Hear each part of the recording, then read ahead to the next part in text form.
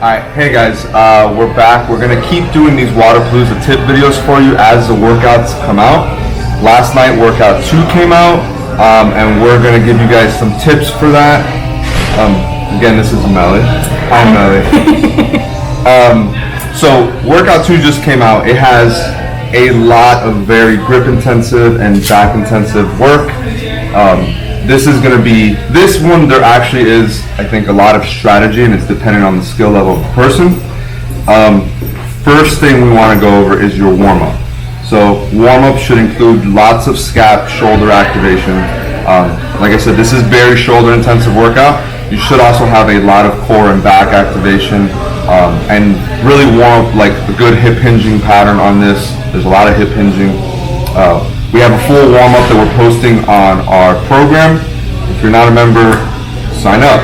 But for those of you that are, you'll have a full warm-up you can follow before the workout, and it includes all those things. Anything you think they really got to focus on during warm-ups? Just speaking from personal experience, I think very obviously core and back. Whenever I would do WODs like this and I wouldn't warm up my core as well as I should, I always end up with back pain after.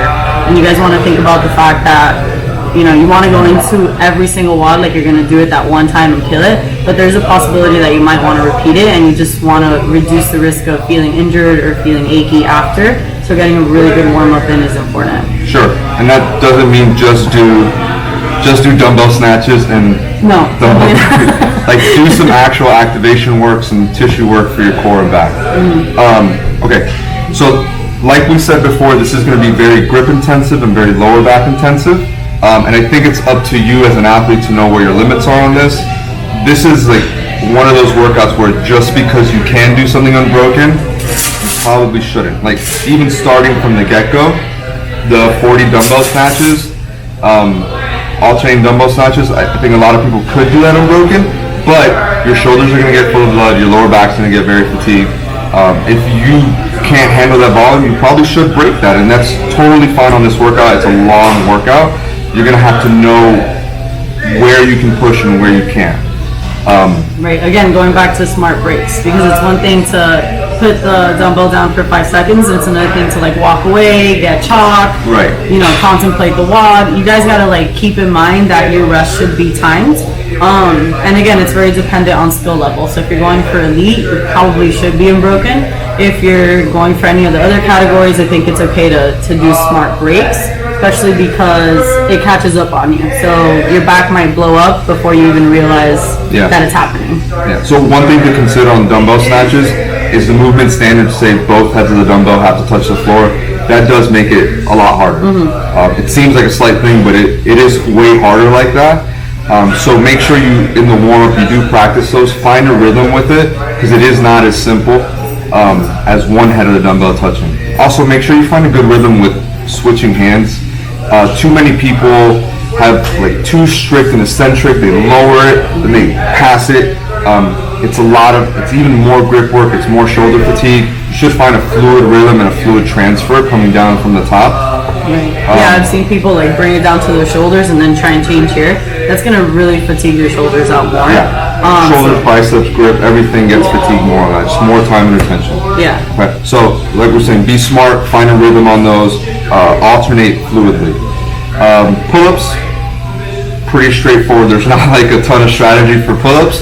You guys have been doing, if you're following the program, you've been doing much higher rep sets, pushing your overall capacity for large sets and how repeatable you can be. You should kind of have an idea of how many you can do unbroken and be repeatable.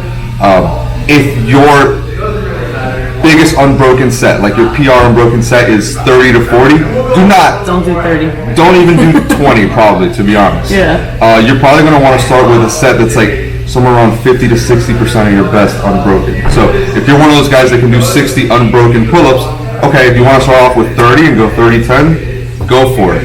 If that's not you, don't push. Like, there's a lot more workout left after this, so you got to know where those limits are. And like I said, if you've been following the program, you're starting to see that sort of work in there, so you should have an idea of where you're at. Dumbbell burpees, awkward movement. We don't see them much. You've done them before. Yeah. Do you have some suggestions? I think a big thing would be that just relaxing your grip at the bottom of the burpee.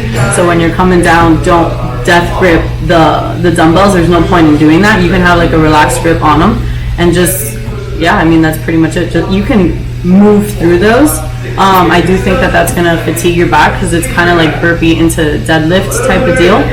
So if you feel your back start to get tight, it might be a good idea for you to take a second, maybe even take a second on the floor because you can afford to do that before coming up. That way you feel like you have to keep moving, your hands are still on the dumbbell and you're not just like walking away from the movement. Yeah, it essentially is a burpee plus a deadlift. And the deadlift is starting from the dumbbell position, which is lower than a barbell. So it's almost like a deficit deadlift, and it is more back intensive. We've seen people alternate between stepping up and jumping up to like kind of change up the movement pattern and give themselves a rest. That's something you can practice. I think you should do whatever it is that you normally do. So if you normally step up, go for the step up, don't try and jump. If you normally jump, just jump. I'm not like a big fan of changing your strategy game day. I think you should do whatever it is that you've been practicing for months or a year or the cycle, whatever it is that you've been training for. Just do what you know, because if you start to change it up mid-WOD, that could potentially throw you off. Yeah, it's a good point. Moving on, chest to bar, same thing we said for pull-ups.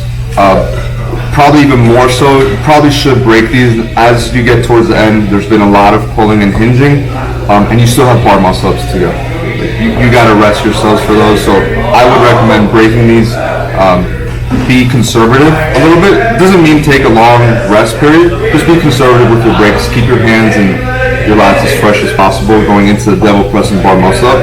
And again, if you've been following the program, we've been doing larger sets of these, so you should know what's repeatable for you.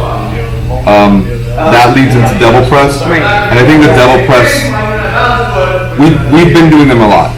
We just did a workout Monday with 30 of them in a row, and we saw people get crushed there. 20 and 30 seem like small numbers. They're not, they're hard. It's not. 20 devil presses after all this pulling and hip hinging is a lot, and it is going to trap a lot of people there. They're going to come out way too hard and just blow up.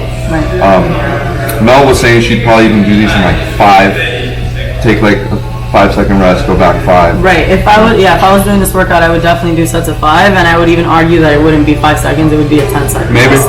Right. Yeah, and like that devil press, you can't finish those exhausted. You still have 20 bar muscles, and that's really going to be like the separator in this workout. There's going to be people that don't have great bar muscle-ups that struggle to get like 3 or 4, and there'll be people with good bar muscle-ups that struggle to get out of the 20. It is like managing fatigue to get there. If you do have good bar muscle-ups and you know you can get through 20, you can push a little more. Yeah, but you're going to have to manage your fatigue getting there, and the devil presses is like a huge part of that. Right. If you come off devil presses and your heart rate is spiked, your shoulders are blown up, the bar muscle-ups are going to get significantly harder. Right. Okay. Anything else? Well, no, I think that's it. Okay, we should talk about like expectations and scores. Yeah. For an elite athlete, for someone trying to qualify RX or elite, you have to be finishing the bar muscle-ups and getting as many reps into the dumbbell snatches as you can.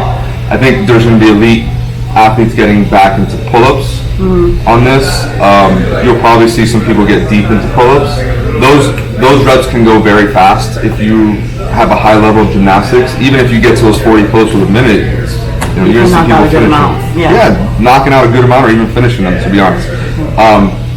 If you're not an elite level athlete, it's very skill dependent, but your goal should be to give yourself enough time to knock out a huge chunk of those bar muscle-ups. And again, it's like managing fatigue when you get there and then being smart at the bar muscle-ups. You don't want to get off the devil press and then knock out a huge set of bar muscle-ups and go down to singles and doubles. Right. Okay? It's really about knowing yourself. So, I see a lot of athletes go into things thinking just about that one specific movement. So for instance, the double press, you could potentially go in and not break, but then you're not thinking about how you're going to feel in the bar muscle-ups and what that transition is even going to look like. So you might be thinking, I'm saving time by not breaking, but then you have a 30 to 40 second transition between movements because you went unbroken. So it is just smarter to take those 10 seconds rest and have a quicker transition and allow yourself to keep moving through it feeling more rested. Cool. Anything else? Good? Yeah, I think that's pretty much it. If you'd like to see the warm-up, you can always join teamsoultraining.com. For those of you that are members, post comments, questions in the Facebook group or on this video, and we'll get back to you. Good luck, guys.